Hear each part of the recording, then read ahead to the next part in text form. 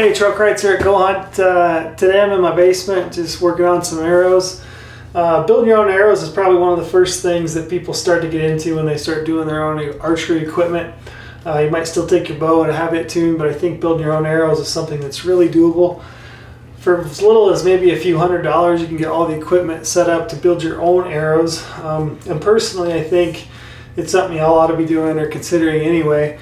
You get one, a lot of satisfaction from building your own arrows, and then two, I actually think you get a little bit better product because you're able to see the the whole process start to finish. So cutting the arrows, squaring them, putting each individual vein on and ensuring that it's at the exact spot that you want it. So yeah, overall I think you get a better product.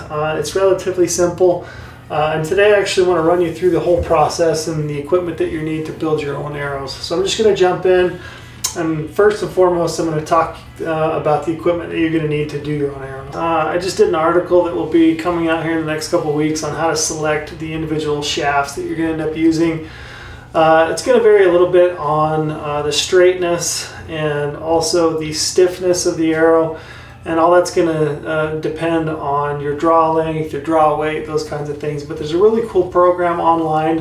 It's $12 annual fee. It's through Archer's Advantage, but it's called Shaft Selector.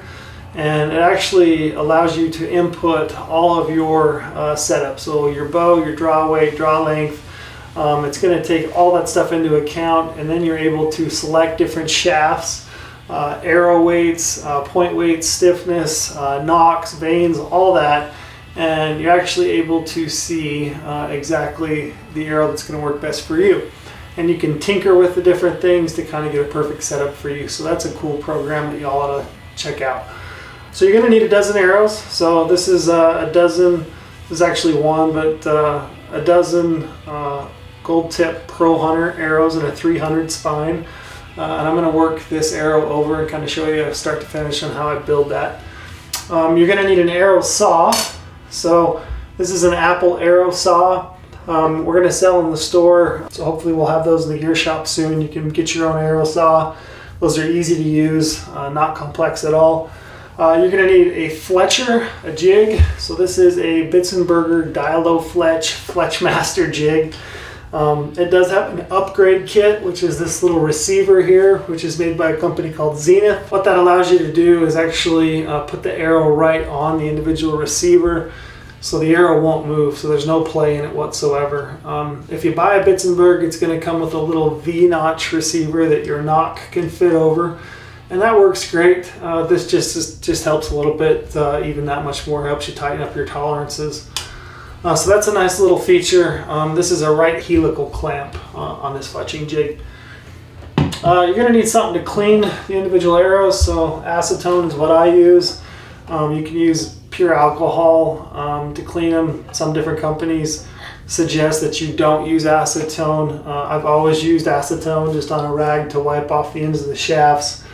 I've never had any issues whatsoever. I wouldn't soak your arrows in acetone, but certainly acetone works great for cleaning the arrow shafts and the components. You're going to need some glue. So this is AAE Max Bond glue. I use this glue both for the individual fletchings and also for gluing in my inserts. There's some different companies that make insert specific glue or hot melt glue. Those work great. If you think you're going to want to replace the inserts, you might think about using hot melt glue, because then you can heat those up and pull them out much easier. Just for simplicity, I use this AAE Max Bond, and I can tell you that it will keep your insert in. You won't lose inserts with this Max Bond. It works awesome. You're going to need some Q-tips. So Q-tips for cleaning the inside of your arrow shafts, also for wiping any excess glue off the edge of the veins when you're fletching them. I also will use a little arrow roller. So this is an arrow roller from Pine Ridge Archery. You don't need this, but it is nice to use to kind of index your arrows and check for straightness. So I use that a lot to kind of categorize my arrows. It's also really handy when you're setting up your broadheads to make sure that you have great alignment with your broadheads. You're going to need some vanes. So these are a pack of boning blazer vanes. It's 2-inch vane. I've also been playing around a little bit with these tack vanes. This is the Summit. You're going to need to decide how many fletchings that you want. Whether that's 3 fletch or 4 fletch. Personally, I'm still using 3 fletch and 2-inch high profile vanes. One thing that I would argue is that you want to use enough vane that it will guide your broadhead that you're shooting.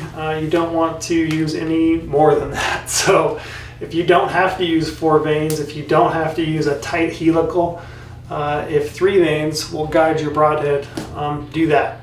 Because really, more added surface area, more vanes, really what you're doing is just creating more drag, which, if you just get enough vane to do the job, I guess is the point I'm making.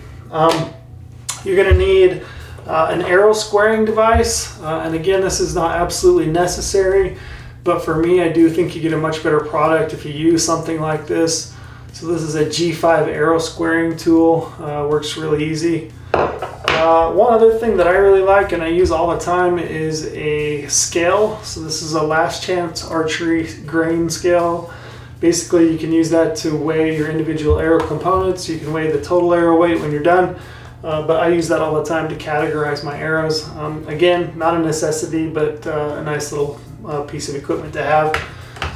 If you're going to use wraps, these are just a simple pack of arrow wraps.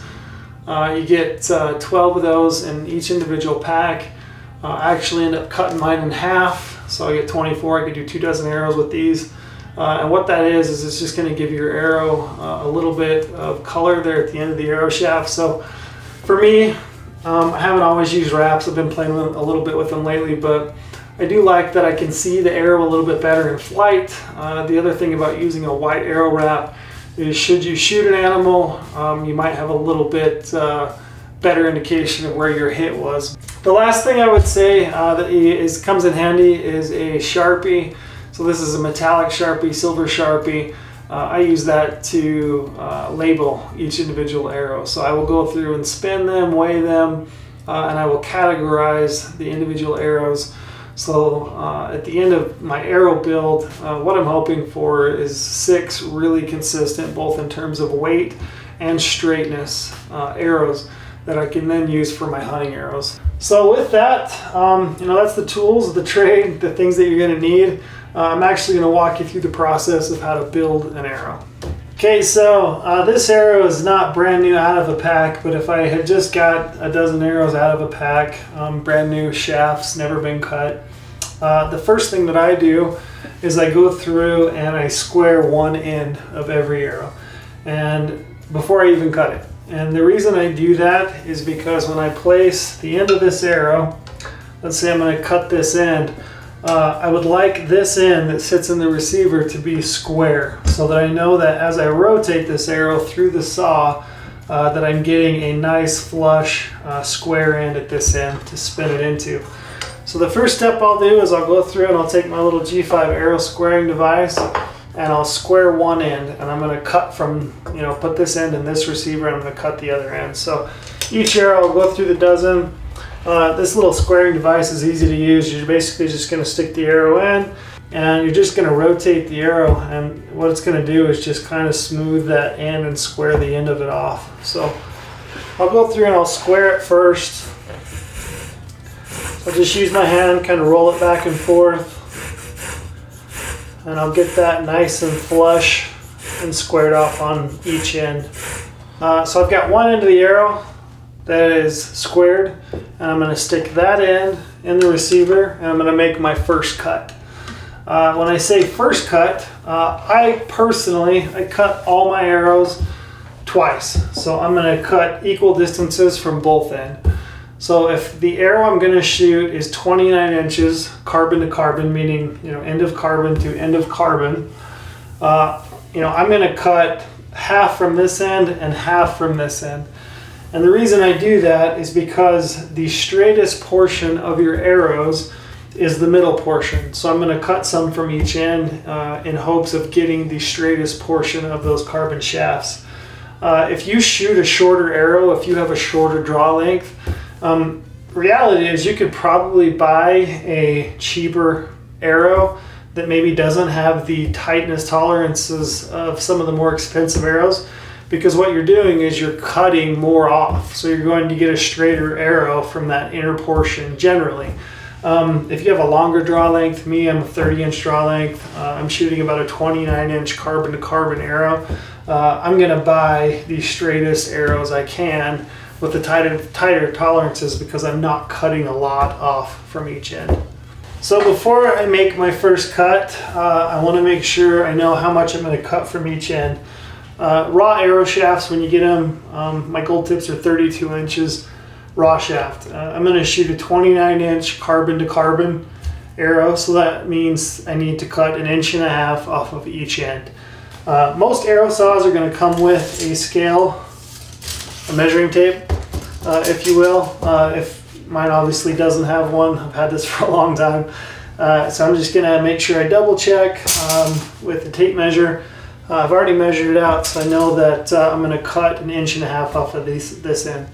So I'll go ahead and make that cut, and then I'll get into the next step.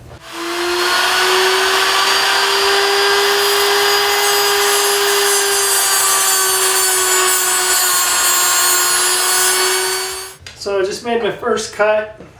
If I was doing the whole dozen arrows, I'd go through and I would cut each individual arrow from the same end. I'd run all 12 of them through. So I made my first cut on all 12 arrows. At that point, the next thing I'm going to do is that I'm going to take the end that I just cut and I'm going to square it.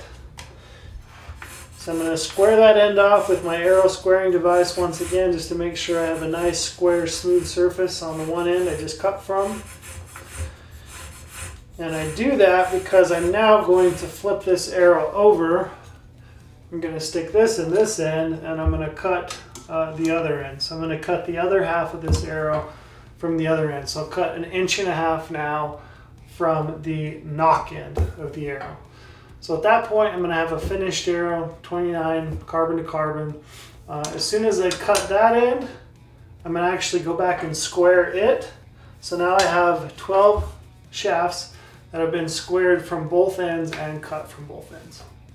Okay, so the next thing I'm going to do after I've cut and squared both ends is I'm going to prepare the arrow to glue the inserts in. So I'm just going to take a Q-tip and some acetone. Get a little acetone on the end of that Q-tip. At that point, I'm just going to take the end of the arrow shaft and I'm going to clean the inside of that. I'm going to wipe down the inside really, really good. Make sure that I get all the carbon residue out of that. I may flip the Q-tip and get some acetone on it. And then once again, clean the inside of that. And what I'm ultimately looking for is getting rid of all the residue. So when I pull that Q-tip out, I want it to be, white, so I know that there's no residue left on the inside of that carbon arrow.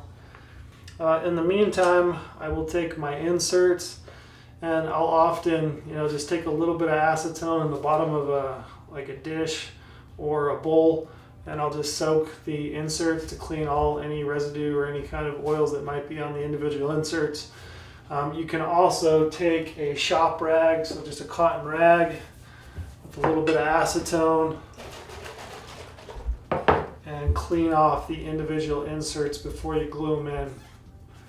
And that's just to make sure there's no oils, no residues on it, and make sure that you get a good, nice bond between the insert and the inside of the arrow shaft. Probably give them 10 or 15 minutes to totally dry off and air out. Same with the arrow shafts. I'll probably give those 10 or 15 minutes once I wipe them down to make sure that they're dried out and ready to glue the inserts in. So the next thing I'm going to do is actually glue the individual inserts in. If you look at the insert, you'll see here you've got 3 portions of this insert that have a flat spot on them. Most arrows do. The inserts that they come with have some sort of flat spot that increases the bond between this portion of the insert and the inside of the arrow.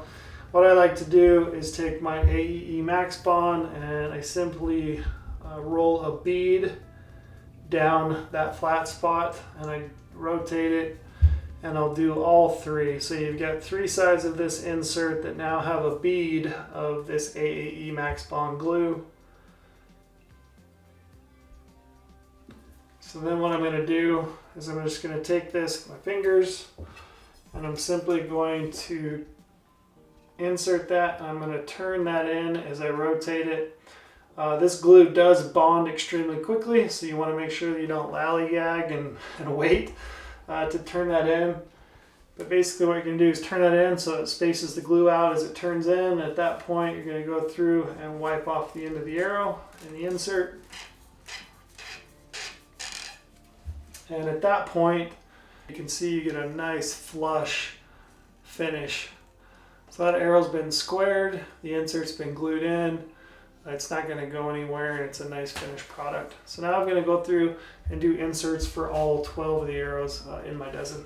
So before I start to fletch, prepare the arrow and fletch each individual arrow, I typically like to go through and I'll insert the knock collar and the knock. So these pro hunters, they come with a knock collar, which just kind of helps protect the knock. You don't get nearly as many Robin Hoods or busted up arrows if you use one of these collars. It's a nice little feature of these pro hunter arrows, but I'll typically stick those in at the end. One little tip on these arrows in particular, you can see when you insert that, there actually is a little bit of play in that, and it's definitely rotating more than I would like. I want to make sure that that knock stays put. You can glue them in. I don't recommend that. Actually, what I would do is you can take like a plastic sack that you would get from any grocery store with your groceries. You can take this piece here, stick it inside the plastic piece, the plastic bag.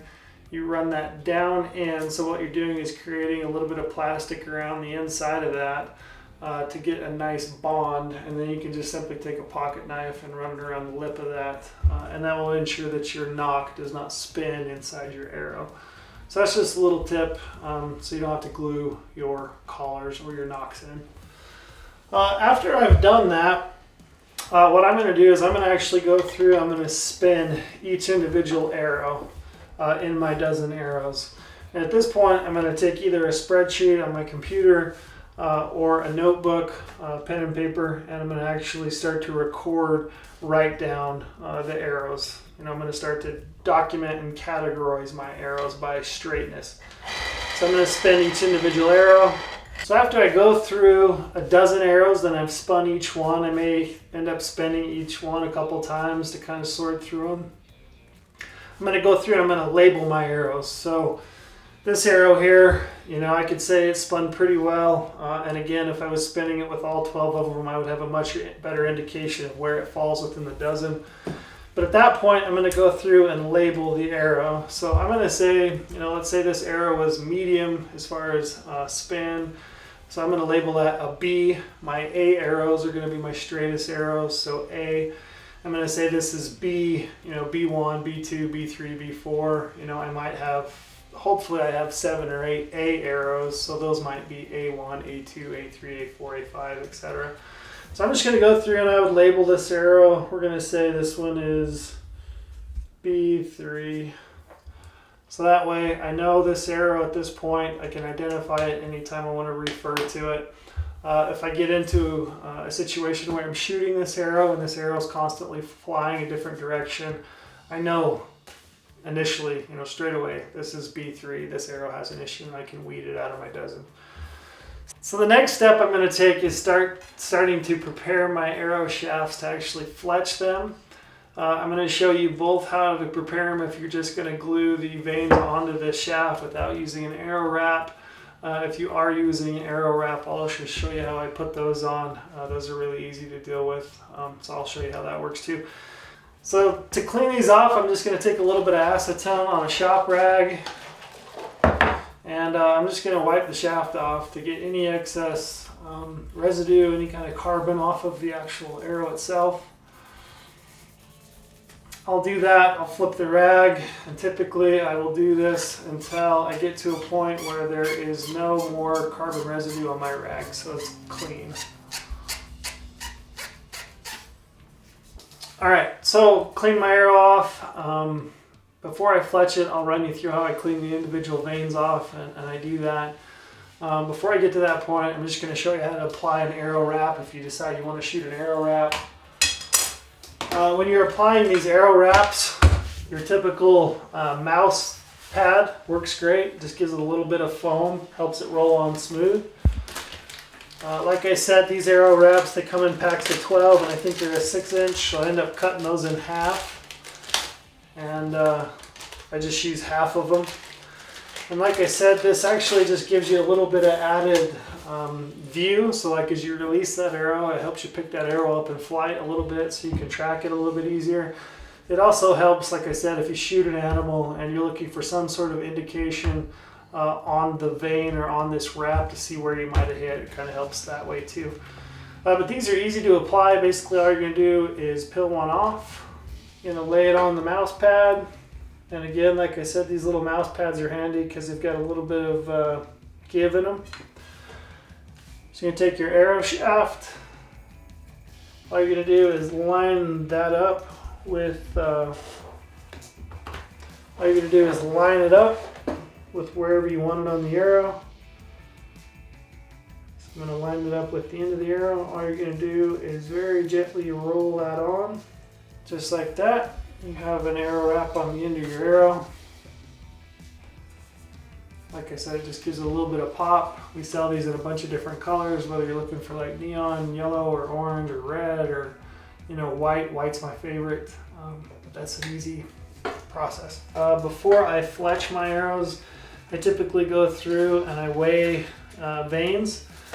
What I'm looking for are 3 veins that are weigh the same. So I'll go through and weigh those. That one's 6.3, 6.6, not a big deal, but if I can find 3 that weigh exactly the same, I'm going to try to do that. 6.6, so there's 2 I have now that are 6.6, 6.6. So now I've got 3 veins I know that are 6.6 grains.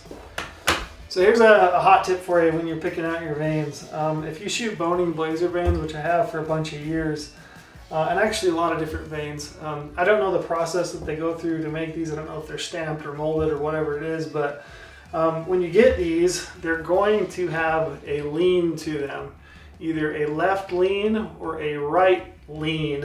And I say that, but if you look at the vein, you're looking down the back of the vein, that vein is either going to lean left or lean right. You want to pair your veins so that they're all leaning the same way. If you don't, if you get 2 that lean one way and 1 that doesn't, when you look down the back of your arrow, it's always going to look like they're unevenly spaced. So even though you fletch them, your jig set up and it's accurate, there's going to be a wider gap between 2 veins because one's leaning one way and the other one's leaning another. And it's noticeable. I don't know that it affects your flight so much, but if you're a little bit OCD like me, you might as well pair all 3 of them so they lean the same way. When you look down the back of that arrow, they're all evenly spaced and you have a nice clean arrow that's going to spin the exact same way out of your bow every single time. So I'm going to use this Bitzenberger fletching jig to fletch my arrows. I noted that I'd used this little Zenith upgrade kit. Right now I have the smaller receiver in there, which is for your smaller diameter arrows. So I've been fletching some Platinum Pierce arrows, which have a smaller internal diameter than the Pro Hunters. So I'm going to show you how to replace that. It's really easy. Basically all you're going to do is take a screwdriver, stick it in the back, and unscrew the screw.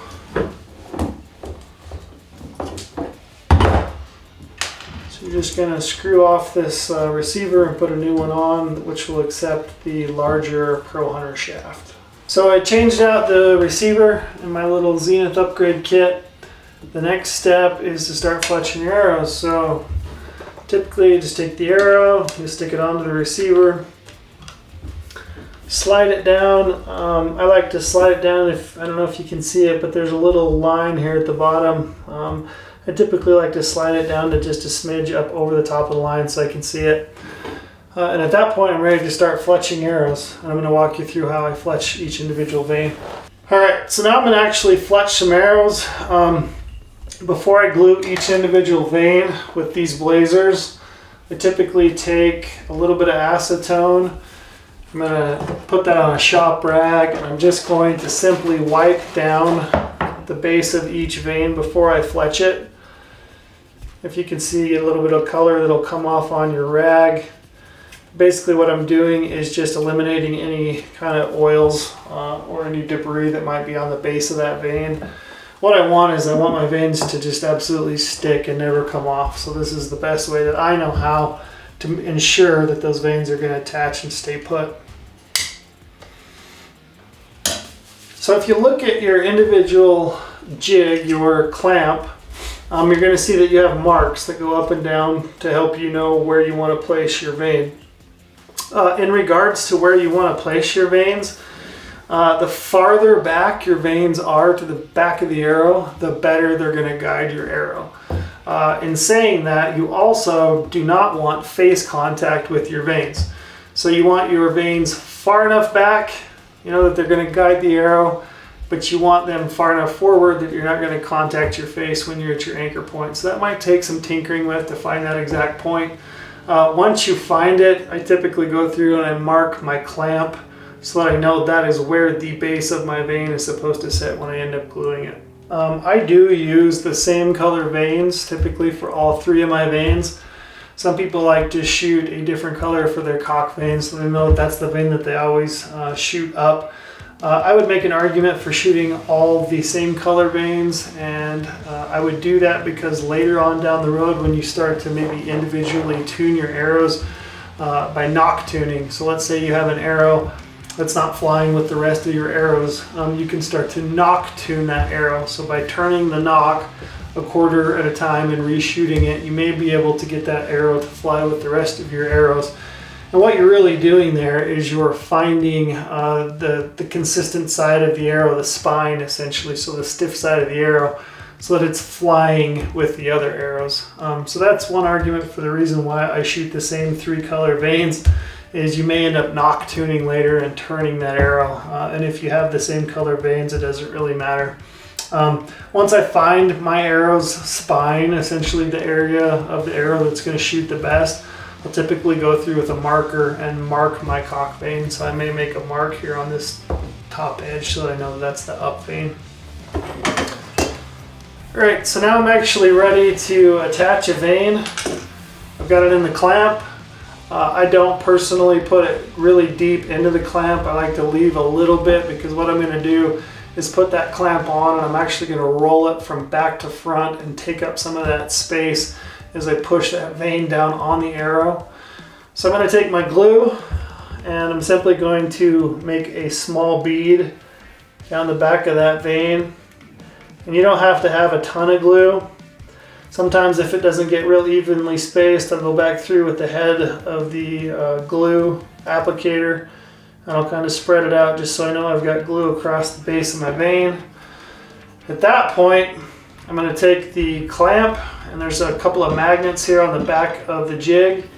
I'm just going to place that on there, and before I actually press it on, I like to pick the jig up so I've got more control of the jig. I pick it up in my hands just like that.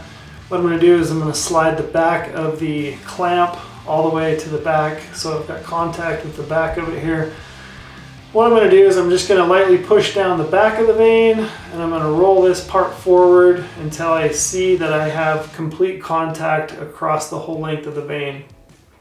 I'm going to leave that set for about 15 seconds or so each vein. If I have any excess that's built up along the edge of the vein, if it's spilled out over the edge, I'll typically take a Q-tip and I'll just start from back to front and just wipe that off. So make sure that I've got no excess along the back of each vein. I'll let that set for a few minutes. One thing I should note is when you actually pull this clamp off, you want to be careful that you don't, just pull the clamp off willy-nilly. Actually just, be careful and calculated about it because there are some times when you get a little bit of excess glue that sticks to the clamp. You don't want to pull your vein off. So very carefully, I will open up the clamp and I will just peel that back. And you can see that I've got a vein that's stuck. Looks good. So these Bitzenberg jigs, they have different spots. You can see here you can set these up however you want. So what I've set mine up for 3 fletch. As I rotate this to the next spot, I'm going to rotate it. You can feel that there's some resistance, and when that drops into the location of where that next vein is going to sit, I'm going to feel it drop right there. So I'm going to feel it stop. So it's almost just like a little groove or a click that it sits inside, so I know that that's the location for me to stop and place my next vein. So I'm just going to go through and do the exact same process for the next 2 veins, and then at the end of that I'll show you my completely fletched and finished arrow, and I'll talk to you a little bit about the next step. Alright, so I've got all 3 veins attached. They all look good. Everything went on nice and smooth. Everything looks equal.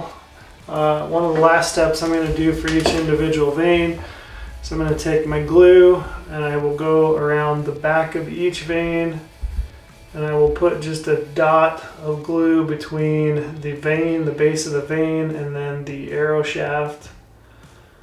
So I'll do each one of those, and then I will also do that to the front of the veins. And what that does is just gives me a little bit of added adhesion between the vein and the shaft. So if you get a pass through on an animal, or if you shoot into a target and your veins go in, it's not going to rip your veins off.